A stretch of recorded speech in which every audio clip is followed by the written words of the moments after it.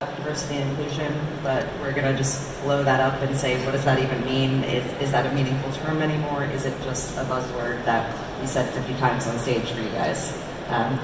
Any thoughts? Yeah, I have lots of thoughts on it. I do think that the concept of diversity and inclusion, especially when we refer to it as like D&I, it's a D&I department, it's a D&I consultant.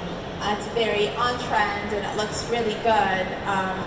I'd like us to move the conversation from diversity and inclusion to equity and inclusion, because diversity focuses too much on the optics of how things look in the organization as opposed to structurally how the organization is operating. Are we creating the right conditions for everyone to feel included? Are we making it safe for everyone to be heard, right? Whose voices are we listening to?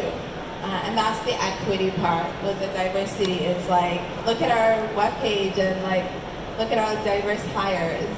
Yeah.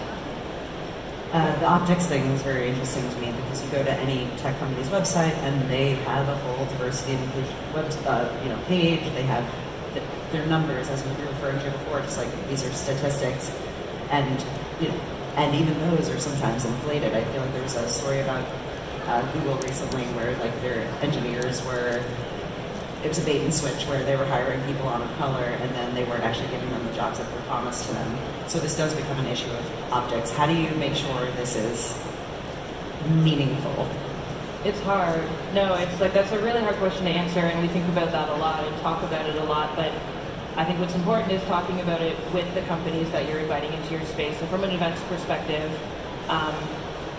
we're kind of trying to answer that same question. And it's not just about diversity, it's about for VentureUp to trust that if we're putting a company on our website or inviting them into the space to do recruitment, can we trust that we're referring folks from our community to a company where they're going to be included and it's going to be a positive experience for them?